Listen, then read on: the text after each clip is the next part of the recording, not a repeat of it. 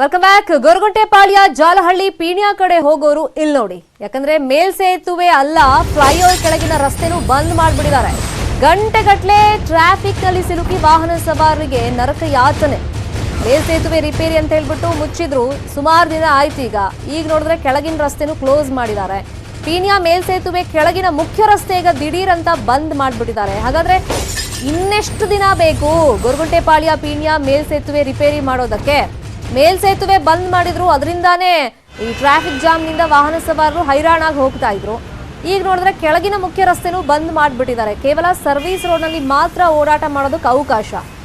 ಅಲ್ಲಿ ಮೇಲ್ಸೇತುವೆ ಇದ್ರೂ ಕೂಡ ಅಲ್ಲಿ ಹೋಗೋದಕ್ಕೆ ಅವಕಾಶ ಇದ್ರೂ ಕೂಡ ಈ ಹಿಂದೆ ನಾವು ನೋಡಿದ್ದೀವಿ ಎಷ್ಟು ಟ್ರಾಫಿಕ್ ಇರುತ್ತೆ. ಈಗ ನೋಡಿದ್ರೆ ಅಲ್ಲಿ ಪಿಲ್ಲರಲ್ಲಿ ಏನೋ ಬಿರುಕು ಬಂದಿತ್ತು ಅಂತ ಹೇಳ್ಬಿಟ್ಟು ಫ್ಲೈಓವರ್ ಬಂದ್ ಮಾಡಿದ್ರು. ಈಗ ನೋಡಿದ್ರೆ ಏಕಾಏಕಿ ಕೆಳಗಿನ ಮೇನ್ ರೋಡನ್ನು ಕೂಡ ಬಂದ್ ಮಾಡಿಬಿಡಿದ್ದಾರೆ.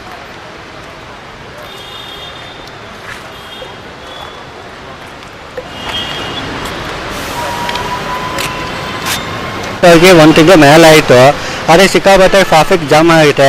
ಇನ್ನೂ 1 ವಾರ 2 ವಾರ ಅಂತ ಅಂತಾರೆ. ಯಾವುದೇ ಕಾರಣಕ್ಕೂ ಸಹ ಇನ್ನೂ ಬಿಟ್ಟಿಲ್ಲ, ಏನಿಲ್ಲ. ನಾವು ಸಹ ಹಿಂಗೆ ವಿಸಿಟ್ ಕೊಟ್ಬಿಟ್ಟು ಸಂಪೂರ್ಣ ಮಾಹಿತಿಗಳೆಲ್ಲ ತಿಳ್ಕೊತೀವಿ. ಮೇಲೆ ಇನ್ಸ್ಪೆಕ್ಷನ್ ಮಾಡೋದು, ನೈಟೆಲ್ಲ ಇನ್ಸ್ಪೆಕ್ಷನ್ ಎಲ್ಲ ಮಾಡೋವಂಥದ್ದು, ಮತ್ತು ಟಿಪ್ಪರ್ ಗಾಡಿ ಇನ್ಸೋಂತು, ಮತ್ತು ನೈಟೆಲ್ಲ ಕೆಲಸ ಕಡೆ ಮಾಡೋನು ಸಹ ಏನೂ ರೆಸ್ಪಾನ್ಸ್ ಕೊಡ್ತಾಯಿಲ್ಲ. ಒಂದು ಏನಾರು ಕೇಳಕ್ಕೆ ಹೋದೆ ಅಂದರೆ ನಾವೇನು ಇನ್ಫಾರ್ಮೇಷನ್ ಕೊಡೋಲ್ಲ, ಏನಿಲ್ಲ, ಬೇಕಾಗ್ಬಿಟ್ಟು ಇಷ್ಟ ಬಂದಂಗೆ ಮಾತಾಡ್ತಾರೆ. ಸರಿ, ಏನೂ ರೆಸ್ಪಾನ್ಸ್ ಕೊಡ್ತಾ ಇಲ್ಲ, ಏನೇ ಇಲ್ಲ. ಇವಾಗ ನಂಗೆ ಮಟ್ಟಿಗೆ ನಾನು 2 ದಿನ ಒಳಗಾಗಿ 48 ಅವರ್ ಒಳಗಾಗಿ ಓಪನ್ ಆಗುತ್ತೆ ಅಂತ ಮಾಹಿತಿ ಗೊತ್ತಾಯಿತು. ಅದಕ್ಕೋಸ್ಕರ ಇವತ್ತು ಬಂದೋದೆ ಅಂದರೆ ಫೇಲ್ ಅವರು ಅಂತ ಹೇಳ್ತಾರೆ.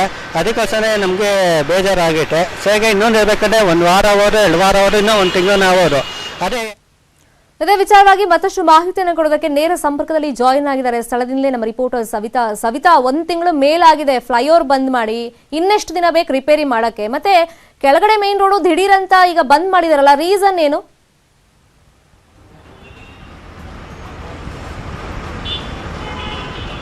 ಶರ್ಮಿತಾ, ನಾನು ಸದ್ಯ ಪೀಣ್ಯ ಫ್ಲೈಓವರ್ ಕೆಳಗಡೆನೇ ಇದ್ದೇನೆ. ಯಾವ ಜಾಯಿಂಟ್ನಲ್ಲಿ ಸಮಸ್ಯೆ ಆಗಿದೆ ಅನ್ನೋದನ್ನು ನೇರವಾಗಿ ತೋರಿಸ್ತೀನಿ.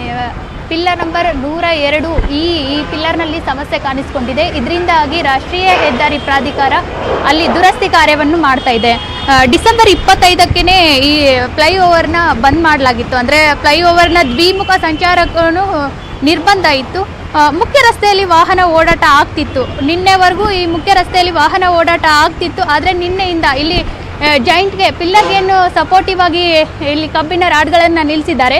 ಸೊ ಇದೇ ಒಂದು ಕಾರಣದಿಂದಾಗಿ ಈ ಮುಖ್ಯ ರಸ್ತೆಯಲ್ಲಿ ವಾಹನ ಸಂಚಾರ ತಡೆ ಹಿಡಿದಿದ್ದಾರೆ. ಏನಾದರೂ ಅನಾಹುತಗಳಾಗಬಹುದು, ಇವು ಏನಾದರೂ ಕಳಚಿ ಬಿದ್ದರೆ ವಾಹನ ಸವಾರರಿಗೆ ಏನಾದರೂ ಏಟಾಗಬಹುದು, ಗಂಭೀರ ಗಾಯ ಆಗಬಹುದು ಅನ್ನೋ ಕಾರಣದಿಂದಾಗಿ ಮುಖ್ಯ ರಸ್ತೆಯನ್ನು ಇಂದಿನಿಂದ ತಡೆ ಹಿಡಿದಿದ್ದಾರೆ. ಈ ಮಾರ್ಗದಲ್ಲಿ ಓಡಾಡೋದೇ ದೊಡ್ಡ ಟಾಸ್ಕ್ ಅಂತ ಹೇಳ್ಬೋದು. ಮುಖ್ಯ ರಸ್ತೆ ಆಯಿತು, ಫ್ಲೈಓವರ್ ಮೇಲೆ ಓಡಾಟ ಮಾಡಿದ್ರು ಈ ಭಾಗದಲ್ಲಿ ಸಮಸ್ಯೆ ಇತ್ತು, ಟ್ರಾಫಿಕ್ ಸಮಸ್ಯೆ ಅತೀವವಾಗಿ ಕಾಡ್ತಾ ಇತ್ತು.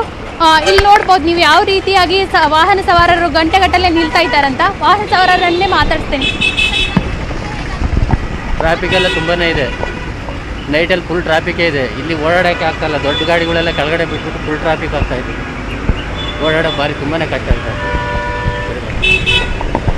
ಶರ್ಮಿತಾ, ಈ ಭಾಗದಲ್ಲಿ ಮೊದಲೇ ಟ್ರಾಫಿಕ್ ಅಂದರೆ ಹೈರಾಣಾಗಿ ಹೋಗ್ತಿದ್ರು ವಾಹನ ಸವಾರರು. ಈಗ ಮುಖ್ಯ ರಸ್ತೆಯನ್ನು ತಡೆ ಹಿಡಿದಿರೋ ಕಾರಣದಿಂದ ಕೇವಲ ಸರ್ವಿಸ್ ರೋಡಲ್ಲಿ ಮಾತ್ರ ವಾಹನ ಓಡಾಟಕ್ಕೆ ಅವಕಾಶ ಮಾಡಿಕೊಡಲಾಗಿದೆ.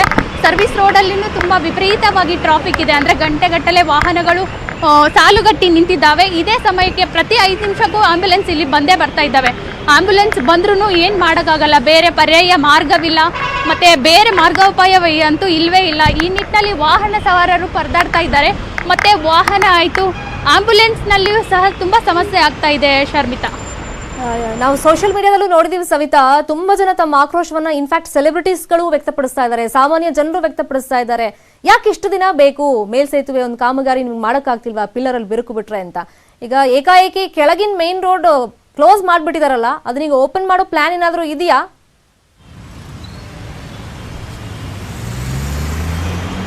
ಶರ್ಮಿತಾ, ಸದ್ಯಕ್ಕೆ ಈ ಕಾಮಗಾರಿ ಕಂಪ್ಲೀಟ್ ಆಗೋವರೆಗೂ ಮುಖ್ಯ ರಸ್ತೆಯನ್ನು ಸಹ ತಡೆ ಹಿಡಿಯಲಾಗಿದೆ. ನಾನು ಆಗಲೇ ತೋರಿಸಿದ್ನಲ್ಲ, ಕಬ್ಬಿಣದ ರಾಡ್ಗಳನ್ನು ನಿಲ್ಲಿಸಿದ್ದಾರೆ.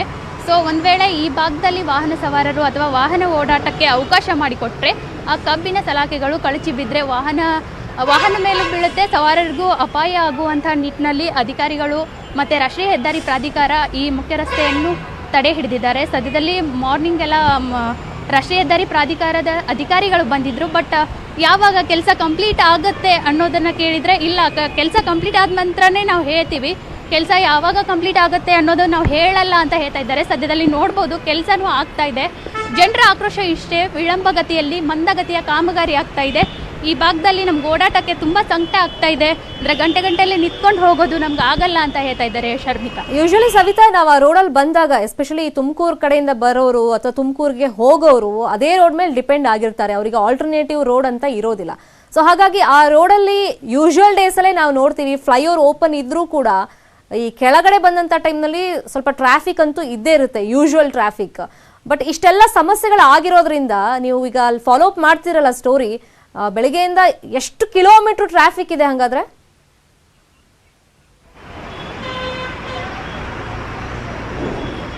ಶರ್ಮಿತಾ, ನಾಟ್ ಓನ್ಲಿ ತುಮಕೂರು, ಇದು ಕರ್ನಾಟಕ ರಾಜ್ಯದ 20ಕ್ಕೂ ಅಧಿಕ ಜಿಲ್ಲೆಗಳಿಗೆ ಸಂಪರ್ಕ ಕಲ್ಪಿಸಿಕೊಡುತ್ತೆ. ಅಷ್ಟೇ ಅಲ್ಲದೆ ಹೊರ ರಾಜ್ಯಗಳಿಗೂ ಸಹ ಸಂಪರ್ಕ ಕಲ್ಪಿಸಿಕೊಡುವಂಥ ಮೇಲ್ಸೇತುವೆ ಅಷ್ಟೇ ಅಲ್ಲದೆ ಮುಖ್ಯ ರಸ್ತೆಯನ್ನು ತಡೆ ಹಿಡಿದಿರೋದ್ರಿಂದ ಗಂಟೆಲೆ ಅಂದರೆ 2-3 ಕಿಲೋಮೀಟರ್ ಆದರೂ ಟ್ರಾಫಿಕ್ ಇದ್ದೇ ಇದೆ. ಅಂದರೆ ಬಿಟ್ಟು ಬಿಡದೆ ವಾಹನ ನಿಲ್ತವೆ. ಈ ವೇಳೆ ಮಾರ್ನಿಂಗ್ ಒಂದು ಬಸ್ ಆಕ್ಸಿಡೆಂಟ್ ಆಯಿತು. ದೊಡ್ಡ ಪ್ರಮಾಣದ ವಾಹನಗಳು ಕೆಟ್ಟು ನಿಂತರೆ ಇನ್ನೂ ಟ್ರಾಫಿಕ್ ಸಮಸ್ಯೆ ಹೆಚ್ಚಾಗುತ್ತೆ. ಅಂದರೆ ವಾಹನನ ಆ ಕಡೆನೂ ಒಯ್ಯೋಕ್ಕಾಗಲ್ಲ, ಈ ಕಡೆನೇ ಒಯ್ಯೋಕ್ಕಾಗಲ್ಲ ಅನ್ನೋ ಸಂದಿಗ್ಧ ಪರಿಸ್ಥಿತಿಯನ್ನು ಎದುರಿಸಬೇಕಾಗುತ್ತೆ Sharmitha. Fine, thank you Savitha ತಮ್ಮೆಲ್ಲ ಇನ್ಫಾರ್ಮೇಷನ್ಗೆ. ಮತ್ತಷ್ಟು ಸುದ್ದಿ ನೋಡೋಣ ಬ್ರೇಕ್ ಆದ್ಮೇಲೆ.